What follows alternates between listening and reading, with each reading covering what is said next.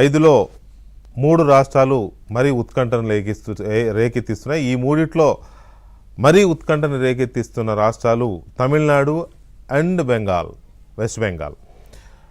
5 రాష్ట్రాల్లో పశ్చిమ బెంగాల్, తమిళనాడు, కేరళ, పుదుచ్చేరితో పాటు అస్సాం, ఈ 5 రాష్ట్రాలకు జరిగిన ఎన్నికలు 29 పార్లమెంటుకు జరిగే జనరల్ ఎలక్షన్స్కి కూడా చాలా కీలకమైనవిగా అందరూ భావిస్తున్న తరుణం.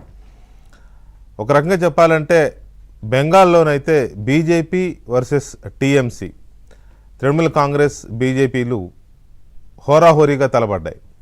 ఎలాగైనా సరే ఈసారి బెంగాల్ని చేజెక్కించుకోవాల్సిందేననే ఒక దృఢమైన పట్టుదలతో ఒకవైపు మోదీ, ఒకవైపు అమిత్ షా ఇద్దరు బెంగాల్ని రౌండ్ వేసారు. ఎంత సీరియస్గా తీసుకున్నారు అంటే లాస్ట్ టైమే గెలిచారు అనే ఒక ఇది జరిగింది. లాస్ట్ టైం ఒక విచిత్రమైన పరిస్థితి ఏంటంటే ఎగ్జిట్ పోల్స్ అన్నీ బీజేపీయే వస్తుందని చెప్పాయి బెంగాల్లో, కానీ ఫలితం మాత్రం రివర్స్లో వచ్చింది. మళ్ళీ తృణమూల్ కాంగ్రెసే గెలిచింది. అక్కడ బీజేపీ కొంత నిరాశకు గురైంది. ఎందుకంటే గెలుస్తుంది అనుకున్నది 70 సీట్లకు పైగా గెలిచాం కానీ అధికారాన్ని చేజిక్కించుకోలేకపోయామని. అందువల్ల ఈసారి ఎలాగైనా సరే బెంగాల్ని తమ ఖాతాలో వేసుకోవాలనేది బీజేపీ చాలా సీరియస్గా తీసుకుంది.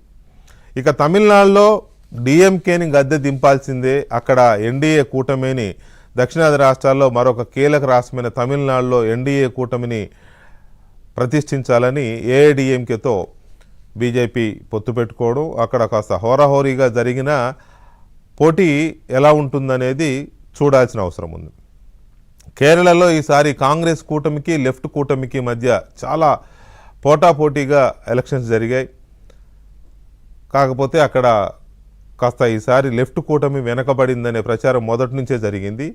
దీంట్లో కీలకమైన అంశం చెప్పుకోవాల్సింది ఏంటంటే కేరళకు సంబంధించి తెలంగాణ ముఖ్యమంత్రి రేవంత్ రెడ్డి కేరళ ఎన్నికల్లో ఈసారి కీలక భూమిక పోషించారు. అక్కడున్న ప్రస్తుత ముఖ్యమంత్రి పినరయి విజయన్కి, కేరళ ముఖ్యమంత్రి పినరయి విజయన్కి కేరళ రాజకీయాల్లో రేవంత్ రెడ్డి వెళ్ళి అక్కడ వేసిన సూటి ప్రశ్నలు కాస్త సెన్సేషనల్ అయ్యాయి. పినరయి విజయన్ కూడా రేవంత్ రెడ్డికి సమాధానం ఇచ్చే పరిస్థితి వచ్చింది. సో ఇదొక రకంగా సౌత్లో ఇదొక కీలక పరిణామం. వీటితో పాటు పుదుచ్చేరిలో ఎన్డీఏ, రంగస్వామి కాంగ్రెస్ అలాగే బీజేపీ కలిసి ఎన్డీఏ కూటమిని కొనసాగించాయి. ఈసారి వాళ్ళకి కాస్త గ్రీన్ సిగ్నల్ ఉన్నట్టు కనపడుతుంది మరొకసారి. అలాగే అస్సాంలో బీజేపీ హ్యాట్రిక్ కొడుతుందనే అంచనాలతోనే అస్సాంలో ఎన్నికలు మొదలయ్యాయి. అక్కడ కూడా హోరాహోరీగా ప్రచారం సాగింది. బీజేపీ హ్యాట్రిక్ కొడుతుందో లేదో అయితే ఇవన్నిటికీ సంబంధించిన ఎగ్జిట్ పోల్స్ మరి కాసేపట్లో మనం చూడబోతున్నాం. ఎగ్జిట్ పోల్స్ ఎంతవరకు నిజమవుతాయి, ఎంతవరకు నిజం కావు, వాటికి ఉండే హేతుబద్ధత ఎంత, ఇవన్నీ ఒక ఎత్తు అయితే డెఫినెట్గా పల్స్ అయితే తెలుస్తుంది.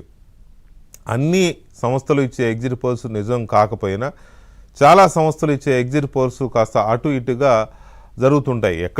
ఎప్పుడో ఒకసారి మాత్రం పూర్తిగా రివర్స్ అయిన సందర్భాలు లేకపోలేదు. ప్రజానాడిని పట్టుకోవడంలో ఈ సంస్థలు, సర్వే సంస్థలు ఫెయిల్ అయిన సందర్భాలు లేకపోలేదు చరిత్రలో. ఇందాక నేను చెప్పిన వెస్ట్ బెంగాలే ఎగ్జాంపుల్. 2021లో జరిగిన ఎన్నికల్లో పూర్తిగా అసలు బీజేపీ వచ్చేసిందని ఇచ్చాయి. దాదాపు అన్ని సంస్థలు అలాగే ఇచ్చాయి. ఏ ఒక్క సంస్థ టీఎంసీ వస్తుందని ఇవ్వలేదు. ఏదో 1 ఇచ్చినట్టున్నాయి, కానీ అది చాలా నామినల్. అయినా అక్కడ బీజేపీ రాలేదు. సో అలాంటివి జరగలేదని చెప్పలేం, కానీ మెజారిటీ సందర్భాల్లో మాత్రం ఈ ఎగ్జిట్ పోల్స్ కానీ సర్వేలు కానీ నిజమవుతూ వస్తున్నాయి. కాబట్టి ఈ ఎగ్జిట్ పోల్స్ యొక్క అంశంలోకి వెళ్లే ముందు అసలు దేశవ్యాప్తంగా జరిగిన ఈ 5 రాష్ట్రాల ఎన్నికలకు సంబంధించి ఇటు తమిళనాడులో ఏమనుకుంటున్నారు, అలాగే బెంగాల్, కేరళ, అస్సాంలో ఏమనుకుంటున్నారు అనేది మా Delhi bureau chief Krishna update